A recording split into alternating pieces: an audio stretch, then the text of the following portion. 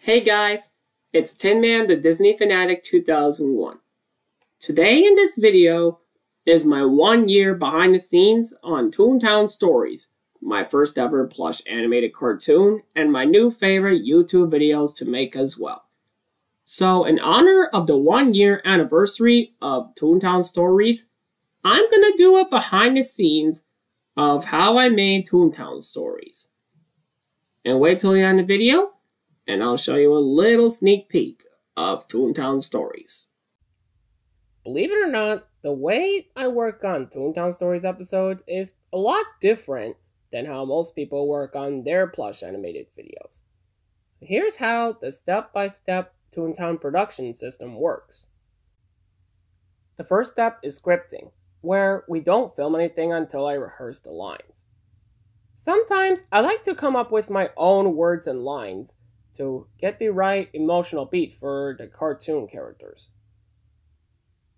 Although most of the time I recycle some various dialogue from my favorite YouTube videos or movies and TV shows I watch, while I get the right story above.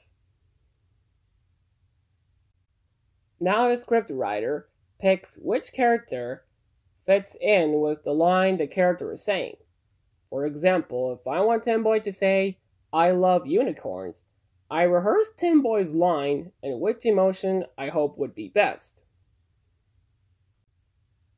Then I draw the character icon and write it down on a piece of computer paper. There's no limit on how many pages of the script, but there are certain limitations with the scripting and the sentences. The next step is the storyline and how the story goes together. I like to imagine a good story about something that happened in my life, portrayed by my favorite cartoon characters, while I write down the dialogue. Like for example, if I want to tell a good story about how I made a big mistake, I just imagine a good story about my big mistake I made without including anything raunchy or bad or anything annoying. The next step is the sets, animation, prop building, and sound effects. If I want to make footage, first I have to find the best quiet time and place possible to set up the scene. Sometimes I would like to ask someone for permission to make videos before I do. And sometimes they do and sometimes they don't. Which isn't really a big deal and I won't take the advantage of anything. Now I use my HD red camera to film and animate my puppets while I'm saying the line off screen. I always keep track of the runtime and how big the video file is before I upload it on YouTube. Now, in my Toontown Story scenes where if I want to read the dialogue while animating the characters, I just put the script right there off screen. And then I animate the characters and say the characters' lines at the same time. Oh, Fluttershy, I really love unicorns. Me too, Tin Boy. Me too. And there is no limit on how many pages of the script, like I said before. But there are certain limitations with puppet animation. Is that I'm a one-man team. That's one of the certain limitations. So I can't actually animate every puppet at the same time. That's why some puppets may not be animated as fluidly, but it isn't a big deal either. That's why I like to do one puppet at a time, unless they are just together in a group scene, where I don't need to actually animate anything until the next scene. So you may ask, how do I keep up the great work on Toontown Stories? Well, Here's some little secret tips and tricks you may not know until I tell you.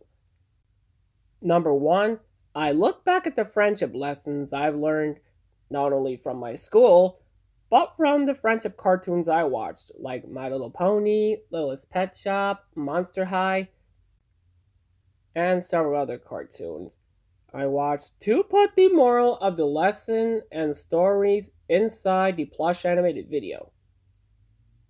Number 2, I don't include cartoon characters that I don't like, and the cartoon characters I like and some people may not.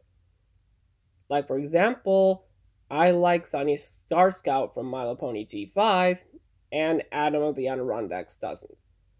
That's a cartoon character I don't actually include in Toontown stories. And yes, I don't include any cartoon characters that I do not like, including my number 1 least favorite TV show. And number 3, even though the Toontown Stories episodes don't contain anything offensive or disgusting, it's not made for kids under 13 years of age.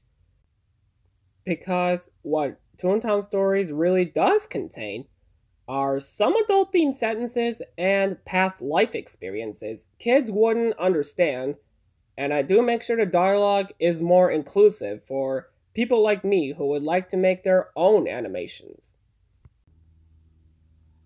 Normally, I would use sound effects from the internet that I can look up, but in Toontown Story style and on Tin Man's Disney Channel, I get nothing for free.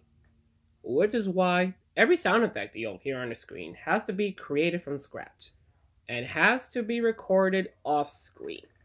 The way it starts is I use my cell phone and put it on the side of the tablet to record the sounds. So that way you'll hear a much clearer sound effect on screen without ever stealing any copyrighted material. So now for the sound effects. Now, in my sound effects scenes, you will hear them off screen. But here's how I actually made the glass breaking sound effects. Like, I have this big chunk of Legos right here in my hand, and then I have a tablet like off to the side, recording, and I drop it, and here's how it goes. And that's how you'll hear the glass breaking sound effect seen on the show.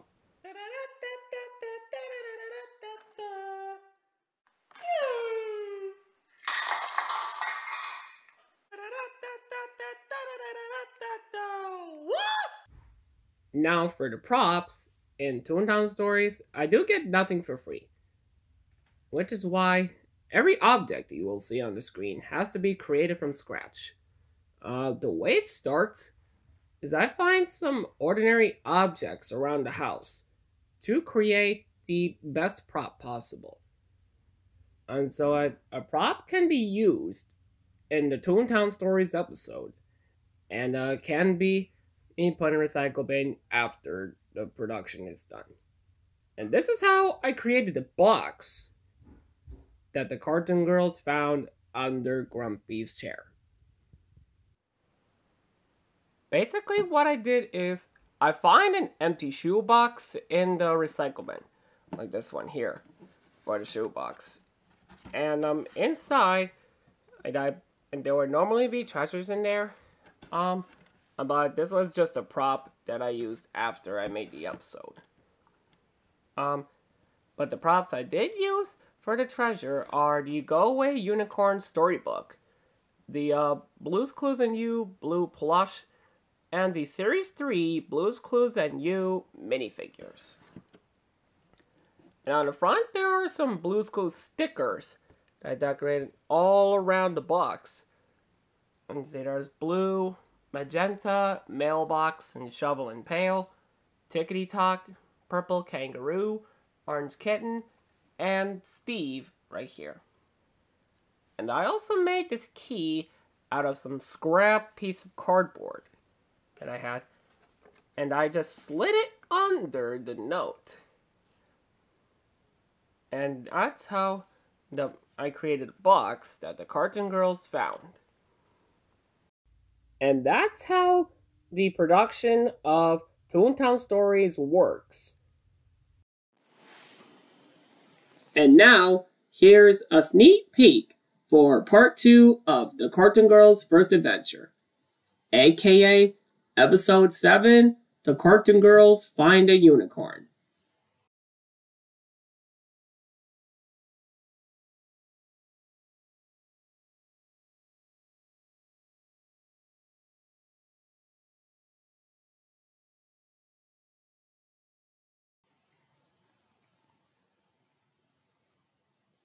I hope you guys enjoyed the 1-year anniversary behind the scenes of Toontown Stories. Thanks for watching, and I'll see you in the next video.